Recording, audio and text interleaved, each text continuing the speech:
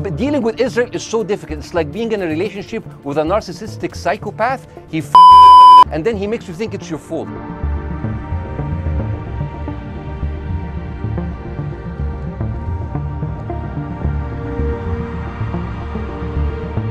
First of all, thank you very much for this interview. And the Gaza war thing, against all the people who were defending Israeli position, you, as a comedian, had the strongest voice against all of them.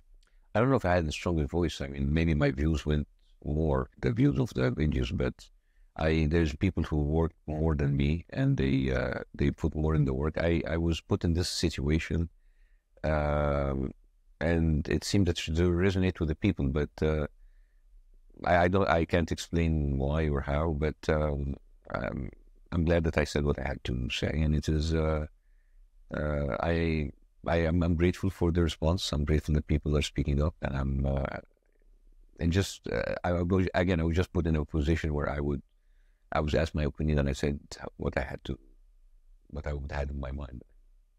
Most of the Eastern people are seeing the West as the place that is going to help them to gain their freedom or fight for their freedom. How do you see the other side of the medallion? Like, you are here in America now, you're having other challenges in terms of expressing your views.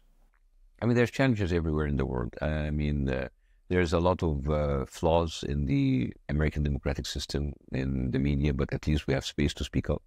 And I'm grateful for that, and I use that space. You know, we try as much as possible to expand that kind of freedom of expression, because comedy actually is, in its core, a source of freedom of expression, a way to express yourself. So, you can be living in a country that you like living in, but you don't agree with its policy, and that's what I expressed.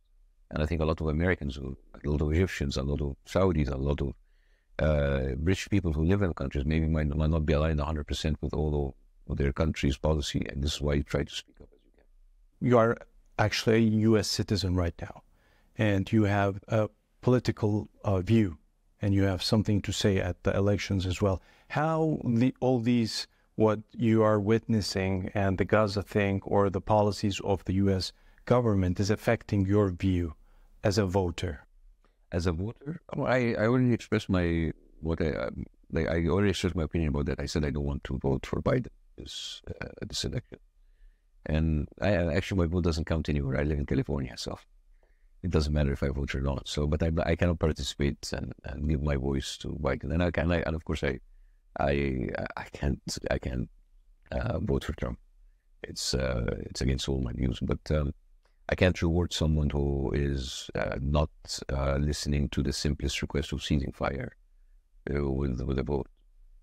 I mean, it's the personal story. The stand-up comedy show is basically following my story from being a doctor to a television host to coming here in America as an immigrant. And it's a very personal story that anybody can relate to, whether an Arab, Muslim, Christian, whether an immigrant or actually staying here in America.